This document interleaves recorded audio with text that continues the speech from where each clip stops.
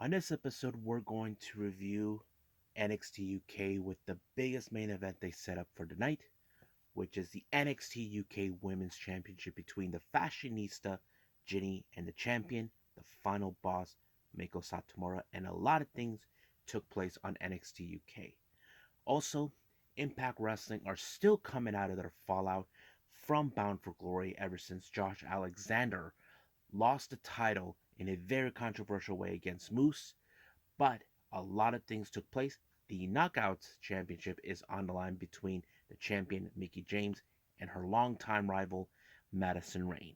And also going to review a past event by a North Carolina promotion you may not have heard of, but this one is called Premier Wrestling Federation. Is for the Colby Corino's 25th anniversary, which the main event features him taking on his father, Steve Corino. And also, once again, the saga continues. On this latest news updates, we have, of course, 18 WWE wrestlers that were released once again. And of course, the same old story, budget cuts. When will this end? But accordingly, we got the numbers exactly what are the amount of wrestlers that were released throughout the entire 2021. So, let's get started with another episode of the Leader Wrestle Zone.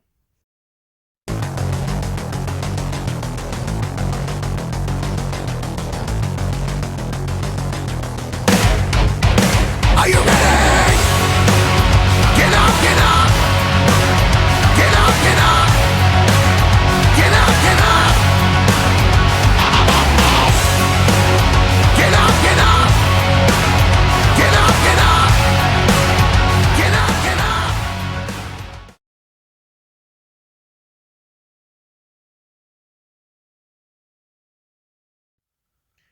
Welcome everybody to the Leader Wrestle Zone. All things that it's pro wrestling with AEW, NXT, New Japan Pro Wrestling, Impact Wrestling, the National Wrestling Alliance, various promotions, wrestlers, matches, and championships. I am your host, J-Rod here. So, let's begin with NXT UK. It opened up with a match that was sort of set up from a week ago. If you guys recall, Flash Morgan Webster once again with the slapping technique. He was this close of getting Rampage Brown, but Rampage Brown accepted the challenge. But I have to say, it was a pretty good match. Despite that, Flash Morgan Webster tried to use his speed in order to beat a huge guy. Well, it didn't do so well, but however, he put a lot of good effort until Rampage Brown put him in some sort of power bomb, and boom, it was over from there. But he gained respect out of Rampage Brown. Now, after the events of what happened last week, Tyler Bate is trying to sink in of what happened, but Trent Seven feels guilty for what happened. Now, he does feel responsible for what happened. He feels that he should have known this was going to happen, but he didn't. But however, he did ask Tyler for some forgiveness, knowing that he's taking full responsibility for what he did. And that's what I like about stories. Two best friends who've been together for a long time. But however, Trent decided that they're going back on the tag team title hunt. So, as you know, if you guys been aware, we were supposed to have for next week a triple threat tag team match for a number one contendership for the NXT UK tag team titles between Symbiosis, Dave Mastiff, and Jake Stars, and I think they had Smith and Carter. But now they decided to add a fourth team, and that team is Mustache Mountain. And I'm sure Pretty Deadly are not going to take this lightly, knowing that these guys are going to get themselves involved. It's going to tell a maybe, hopefully, a long-term storyline between both teams. As you know, Pretty Deadly claims they are the far more better team, and they proclaim that Mustache Mountain is the old guard. But we'll see what happens. All we gotta do is pay attention for that match. Now, while Sid Scala was enjoying what's happening in tonight's NXT UK, he gets a little surprise visit from none other than Xia Brookside, who has been asking for a shot of the NXT UK Women's title. Doesn't matter if it's Ginny or Mako, but somehow Sid said that that cannot happen at this moment, and she did not take that lightly. But I believe this is not the end of it. Now we have a new girl named Angel Hayes who is set to face against the White Witch Isla Dawn. Now we all know Isla Dawn. If you guys follow the storylines, it showed she, instead of winning the matches, she's been collecting mementos, pieces of property from people. It could be hair or it could be a watch or whatever. But however, in this particular match, she disqualified herself, allowing for Angel Hayes to win when she pulled out a piece of her hair. The referee saw that, called the match in her favor, but Isla Dawn continued to brutalize her no matter what.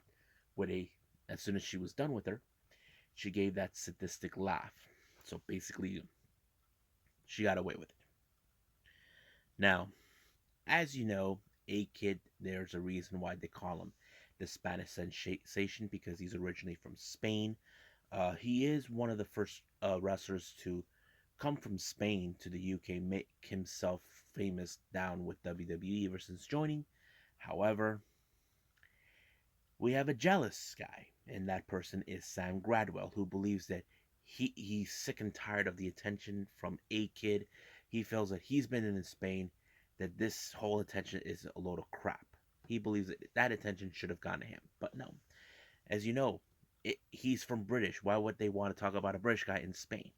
You know, I asked myself that question, but I think he's playing like he's sick and tired of what other people are saying. So we'll see what happens then. Now, as you know, Subculture are in the back, and Flash Morgan Webster, he did the best he could.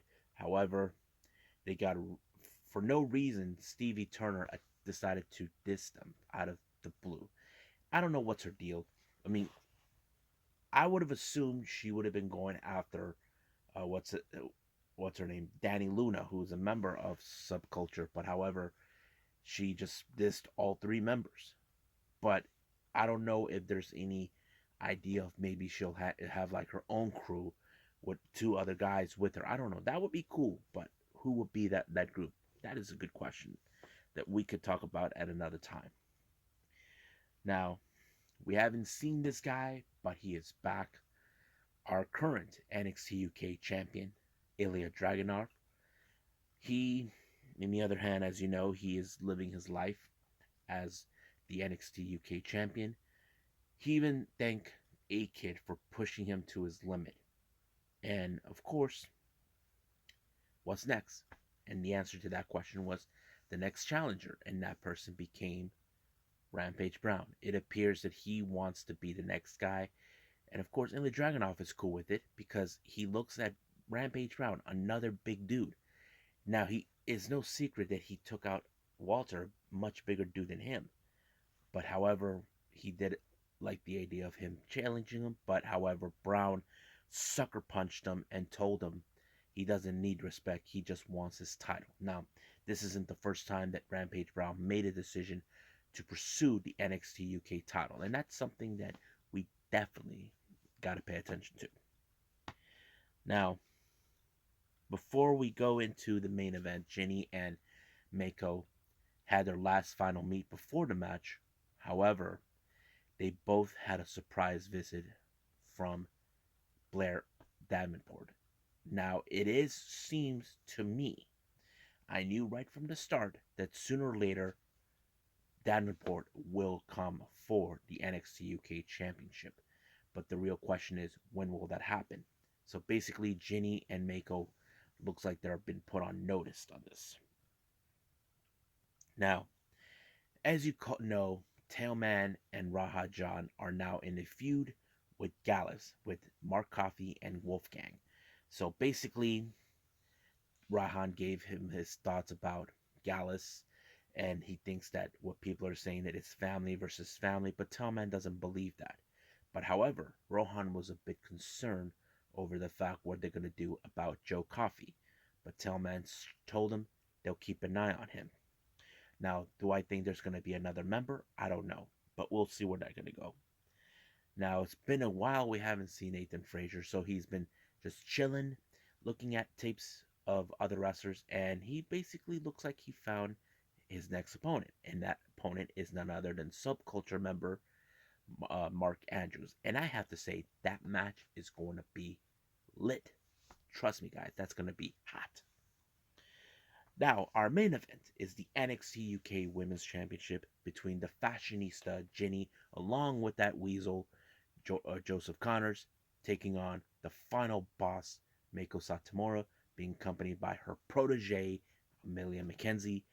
I have to say the match was pretty good. It showed how much Meiko Satomura, despite the fact that Jinny thinks that she has a far more better training than her, but Meiko is far more superior. But we cannot discount the fact Joseph Connors will do anything to ensure Jinny wins the match. But his sorry carcass got himself stunned outside the ring apron, all thanks to Meiko's protege, Amelia McKenzie, but it did allow for Mako to put her away with some I don't know what they call it, and it pinned her 1, 2, 3, and once again, the fashionista remains as the NXT UK Women's Champion, and this means that Jinny is out for the count, knowing she had too many chances and now possibly get in the back of the line. But the real question now remains: will Davenport be the next women to challenger? I don't know, but we'll see what happens next week on NXT UK.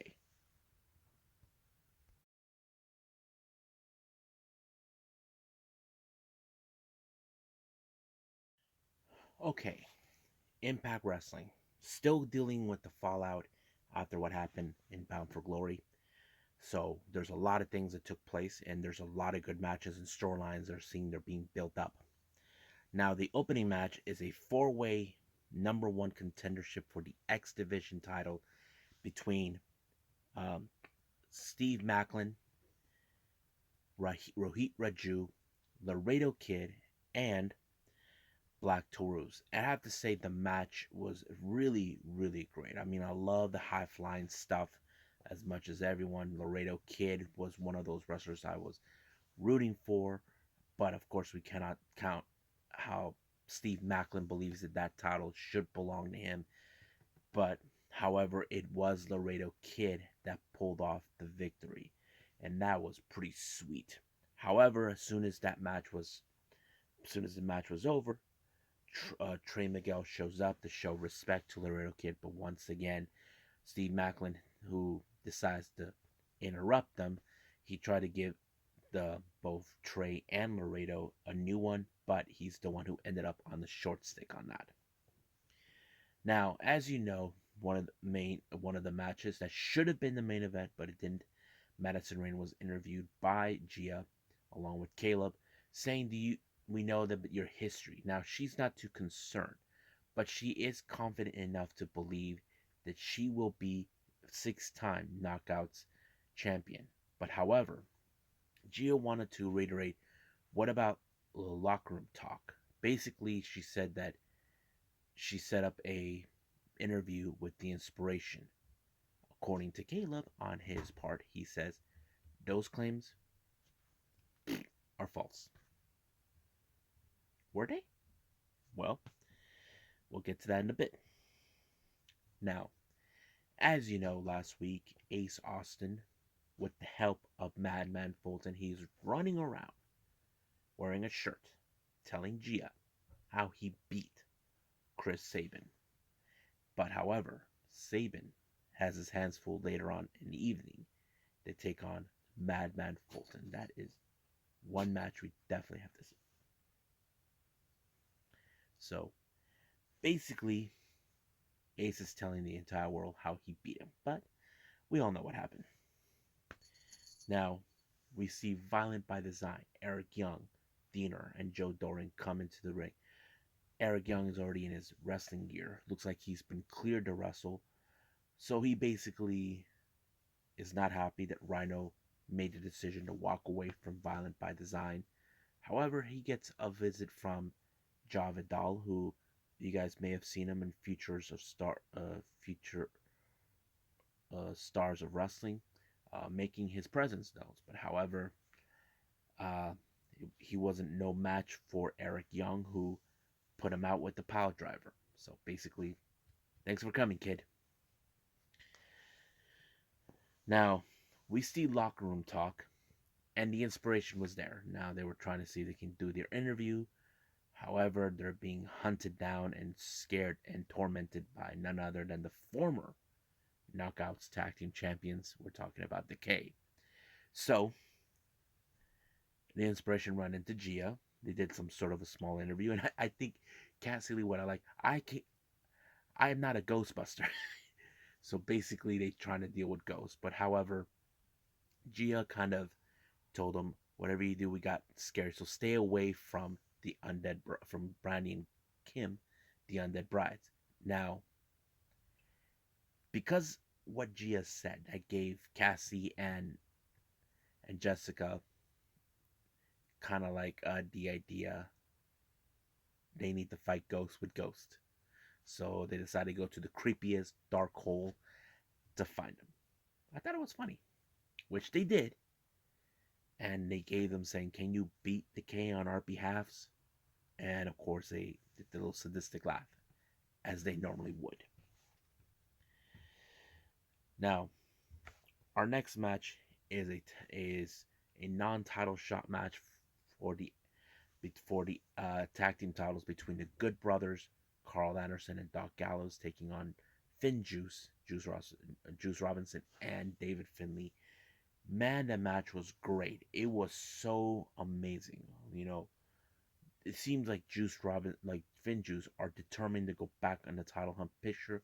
But however, the match ended in no contest with the arrival and the assault of the Bullet Club. But Hikuleo, Chris Bay, and El Fantasma. But the entire time, they've been hitting these guys' crotches all over. Uh, and it kind of send a message that these guys, they still want the hunt for the tag team titles. Now, I'm still waiting on what's going to happen with the Good Brothers, thinking that they're being disrespectful because they're trying to say, we are expecting your thank you, but they're not going to do that. But however, Finn Juice, as soon as the event was over, the match was over, he was not happy with the whole thing. He feels like this is so ridiculous that they should not have got themselves involved. But the more gave them a better opportunity. Instead, he said that next week there's going to be a number one contendership between Finn Juice and Bullet Club. So that is something I'm looking forward to see. Now, recently we have seen Johnny Swinger. It appears since they went to Vegas, he wants to buy a casino. But Bravo's trying to talk sense into him, but Hernandez told him that I'll deal with the demon. So basically, this is going to be an interesting match to see.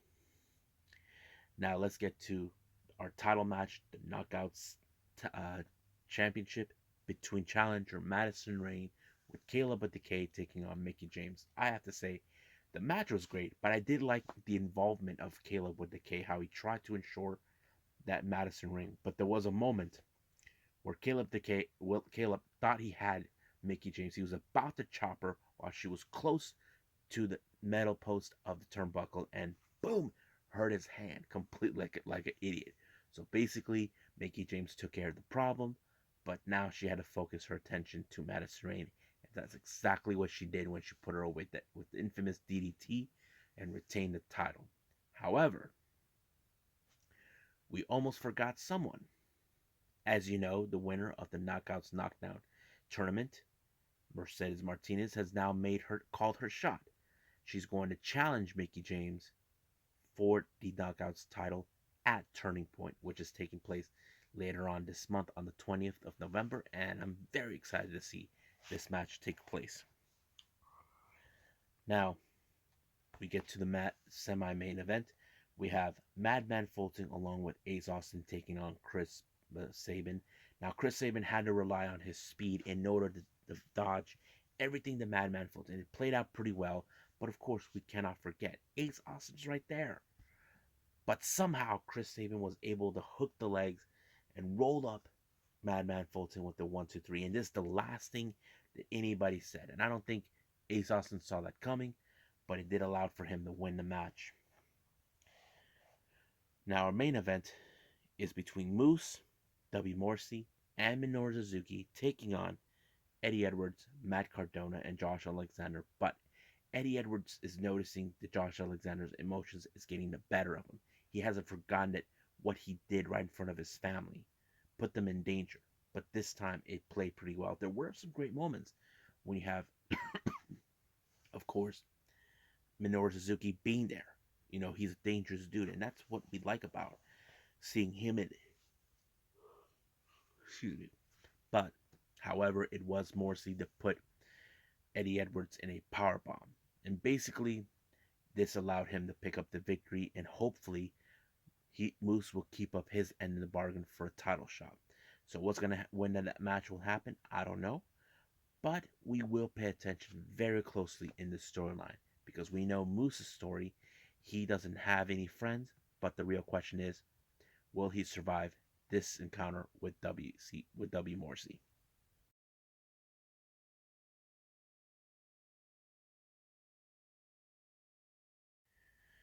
Okay, the last thing I'm going to review, this is a past event from August 27th by Premier Wrestling Federation. Now, this was a promotion that was started up in 2001 by Steve Corino, and from then on, he had a partner with him to run the show, but later he started running it for quite some time until he left. And basically, this is one of those promotions that is very famous. They're located up in Hubbard, North Carolina, and they done various shows. Now, this very show is the Colby Corino 25th anniversary show. So basically, this is a very interesting. The main event is father versus son. Now, the opening match is with. Now, if these are wrestlers you don't know, I apologize, but um, just keep up with me. We have Rob Killjoy taking on Chip Day. Man, the opening was pretty good. It was very good. It felt a little strong, but it felt like since I didn't know much about these guys, it was impressive. You know, Chip Day was amazing the way I saw what he can do.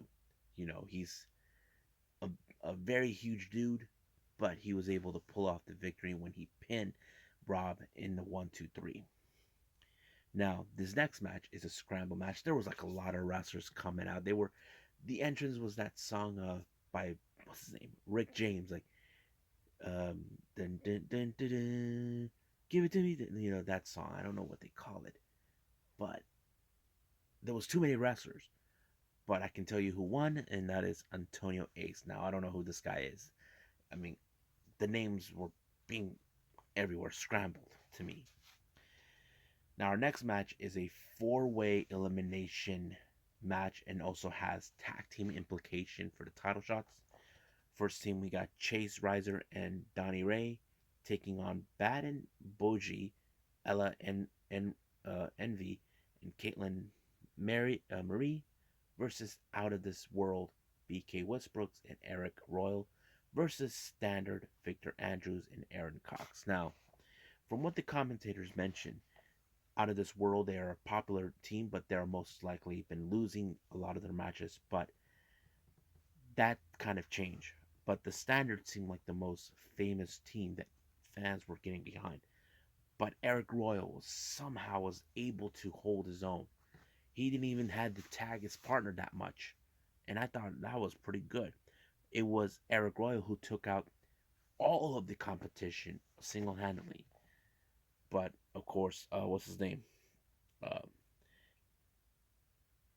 uh, BK Westbrook, he was just watching, and I thought it was pretty good. It did allow for Out of This World to win their match.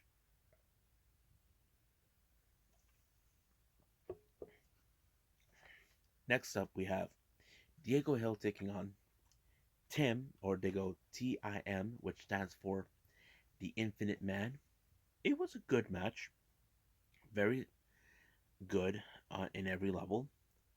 Don't know these guys, but Tim was very impressive. I have to say, he was very impressive. I like it, but he was the one to match.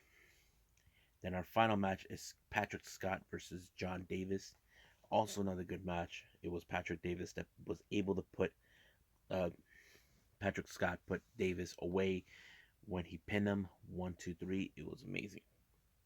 Now, our next three matches are title matches. The first one is for the PWF Undisputed Championship between John Skyler, who we seen on Impact Wrestling, taking on Bojack. Awesome match. Powerhouse match. Bojack was able to put him away with power bombs and whatever he did in order to win the match. It was like great. I like it. Our next match, we have the PWF Tag Team titles with the Dawson Brothers, Zayn and Dane, who I haven't seen since their release from NWA, taking on the Wrestling Prodigies, Jackson, Drake, and Jay Malachi. I have to say, both teams were amazing, especially the Wrestling Prodigies. They were great, but however, the power and determination by the Dawson Brothers was good, and this allowed them to win the tag team titles. Now, our next match was so emotional, told a story between father and son. Colby Corino, who is the Crystal Coast Oceanic champion, taking on his dad. It was amazing. I think it showed a lot of character, how much, you know, how there's a lot of stories about Colby Corino and his dad. It kind of fits into its own, kind of like when we see the thing with Dustin Rhodes and Cody, but nothing compared like that. And I think it was played out well. But it was Colby Corino who took his father to the limits and applied a move, kind of like the final slice that Red Velvet does it, but it had allowed him to win the match, saying, I'm not sorry, but that's it." And it was a good match. I gave it a 10 on that one. So hopefully, if there's more of these type of events from where I'm watching it, um, I'll keep on watching it. So right now, I think it's time to switch over to news updates.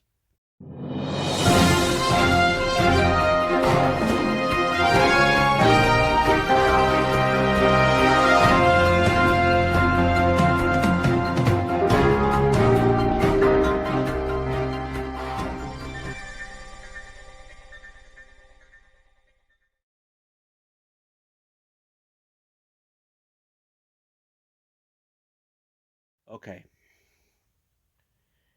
this was was being mentioned many times where there are going to be more wrestlers being released. Oh yes, didn't know who or what or why they released them, but however, it would make sense. Here are the people, 18 of them that were released: Amber Moon, Frankie Monet, Scarlett Bardot, Keith Lee, Ava Marie, Jesse Kaimea, Katrina Cortez, Jeet Rama, Oni Lorcan, Trey Baxter, Zeja Ramo, B-Fab, Grand Metalik, Lance Dorado, Karen Cross, Harry Smith, Nia Jax, and Mia Yim. Now, I can. There's reports that came in about Nia Jax's release. Now, please keep in mind, I don't make this political, please, or try to bring that whole MAGA or Trump support crap in his channel. I only did this because they reported it, and that's just what they said. It was revealed the reason the Nia Jax was released was because she refuses to get vaccinated. So she is currently unvaccinated. And if I have any guests out here, yes, she's one of you guys, and she's a resident of Florida. That would make a lot of sense for all of you. But they disclosed who are the other three. Um, that is something that I don't think they want to talk about or want to mention. But it looks like Nia Jax was put under the bus for that. But however, Brian Alvarez of the Wrestling Observer did noted that BFAB last week signed a new deal, which was weird, you know, that she signed a new deal and now they release her. That is strange. We know she was going to go places. She was on her way to SmackDown with Hit Row. I don't know what was the deal about that. It was kind of strange. Now we do know they did not utilize Keith enough. I mean, The Bearcat League, that thought that was a mistake. We were expecting him to be a huge star. Same thing with Karrion Kross, but I don't know. But I do know something else some of you may have been not aware. Turns out that 8 wrestlers are in their 30-day non-compete clause, and those are Ember Moon, Frankie Monet, Scarlett Bordeaux, Jesse Kamea, Katrina Cortez, Jeet Rama, Trey Baxter, and Orny Lorcan. While the rest, on the other hand, they will be released in 90 days. So basically, there's going to be a lot of good wrestlers that will, within a month, will start be working. Now, GCW has already put out Trey Baxter, who had his old name. Blake Christian is coming back, and he will be at GCW starting in December 4th. And that is the thing about them. Now, do we think that this has something to do with the whole thing? Budget cuts. I mean, it's the same old crap, same old story, and I feel like this has to stop. And I think it gets unnerving, but it it is what it is, and there's nothing we can do about it. I know some of you guys are mad because of these wrestlers that were released. Trust me, we do know. But are we expecting any of these guys to go to AEW? I don't know. They can't take a whole lot of them unless there's wrestlers that can bring some benefit to them. I don't know which ones, but we'll see what happens down the line. And I think that's it for now for all of you for these news updates. Well, I hope you guys enjoyed this episode. I very much enjoyed reviewing all these things for you and giving you guys some updates in wrestling that's been happening. Before I go, I may have mentioned for all of you, how do I watch certain wrestling events that you may not see? I've been watching this link called watchprowrestling.com. Now, however, earlier in the day, when I woke up, it was later revised that they changed the the internet address. It's no longer .com, it's .live. So it's www.watchprowrestling.live. So they change it. So if you guys are interested in checking that out, because that's where I watch many of the wrestling shows that I keep putting out for all of you guys to review and all that, it's good. But I'm not too bothered by it anyway, because I already saved up in the whole bookmarked it in my computer, and of course in my tablet and my phone as well, in case I want to watch it wherever I go. Now, coming up for the next episode, we have AEW Rampage, 205 Live, and I'm going to review past event from the same day, a day event and an evening event by DDT Pro Wrestling, Dramatic Dream Tour in Hiroshima that took place back on June 12th, and I'm very excited to review all of that. But for now, I'll see you guys in the next DWZ time, same DWZ channel. I must bid all of you adieu. So, goodbye. Mwah. And have a nice day.